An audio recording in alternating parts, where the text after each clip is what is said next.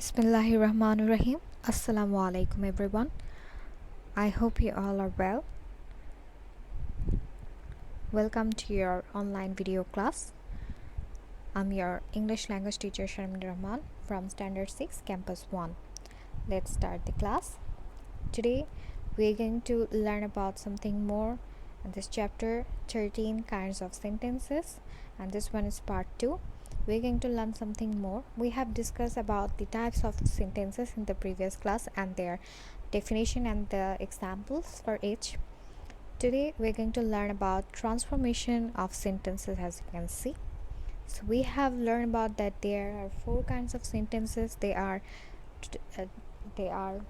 declarative sentence, imperative sentences, exclamatory sentence, and interrogative sentence. So sentences can be classified into affirmative and negative too. So there's a positive sentence and negative sentences, right? So as we can see that the classifications just like this: affirmative, negative, imperative, interrogative, assertive, which is called also declarative, and exclamatory sentences. So these sentences can be transformed into different types of forms. Okay, like imperative can be declarative, can be changed into declarative, and imperative can be changed into declarative. So they are transformed into any of the sentences, and for that we need to know the rules for each sentences, how to transform it. Look at this table over here.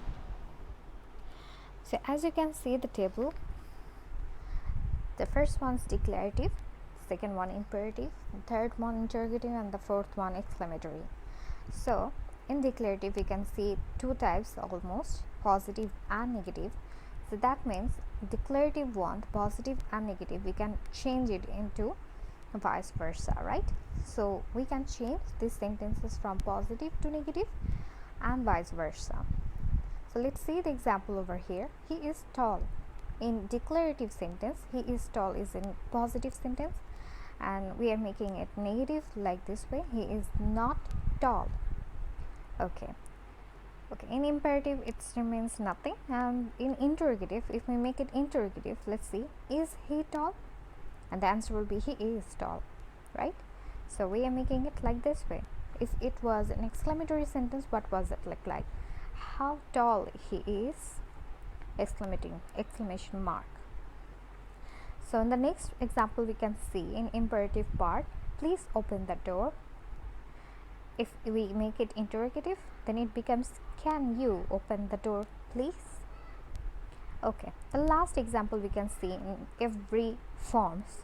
First one, in declarative way, positive one, they dance. And if we make it negative, they do not dance. If we make it imperative, they must dance. Interrogative, we make it, do they dance?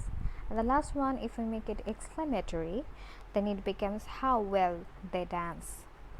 So as you can see, the forms of different types of sentences.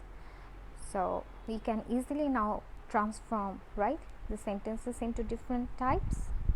So for that we need to know some more rules. So today we are going to learn about the rules. First, we will learn how to transform assertive to interrogative sentence and their rules. There are some certain rules we have to follow if we want to transform a declarative sentence, which is assertive sentence, to interrogative. Let's see. First one, we have to know the structure. The first one is subject plus auxiliary verb, which is our helping verb, plus extension. Example, you can wait for a moment. If we make it interrogative, let's see the structure for it first. Auxiliary verb will come first. If we make it interrogative, we need to first write the auxiliary verb, the helping verb, at the first of the sentence, at the beginning of the sentence. So auxiliary verb plus not plus subject plus extra. So see the example, can't you wait for a moment? Question mark. So as you can see, we meet the auxiliary verb in the beginning. We write the auxiliary verb in the beginning and we added not with it, right? So can't you wait for a moment? So it's the first rule. Let's see the next rule.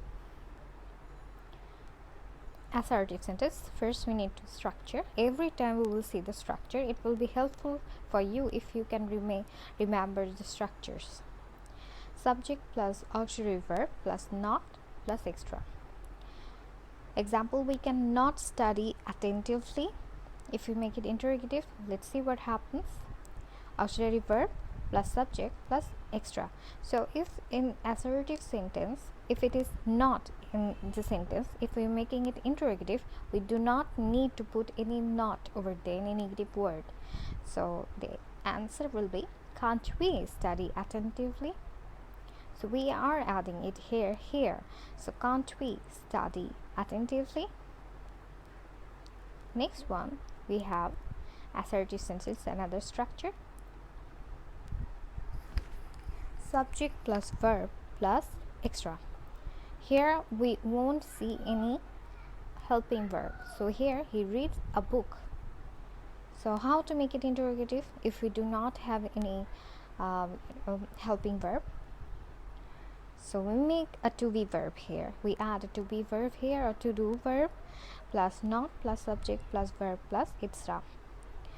So doesn't he read a book?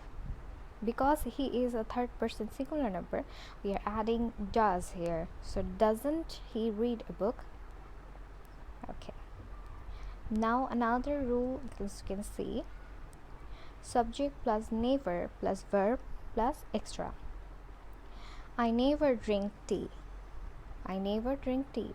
So what if you make it interrogative? You see the structure now. To be verb plus subject plus ever.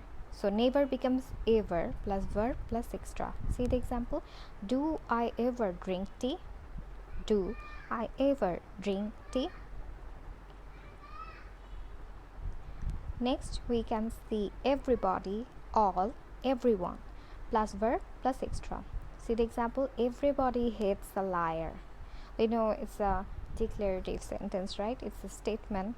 It's a true statement. Everybody hates a liar. So what if we make it interrogative? Who plus to do verb or to be verb plus not plus verb plus extra. So it becomes, who doesn't hate a liar? Who doesn't hate a liar? Clear? So if you say everybody, all, everyone in the sentence of assertive sentence or declarative sentence, and to change into interrogative, we need to add who at first and then to be verb plus not, and then rest of the sentence. Next we have assertive sentence, another structure, subject plus auxiliary verb plus nothing plus extra. So we can say nothing here. There was nothing to do. So if we make it interrogative, what will the answer? Auxiliary verb plus subject plus verb plus anything. So nothing becomes anything plus extra. See the example. Was there anything to do? Was there anything to do? So this is it. Thanks for watching. I hope you will be benefited. Please try and practice a lot. Thank you so much. We will discuss something more in the next class. Thank you.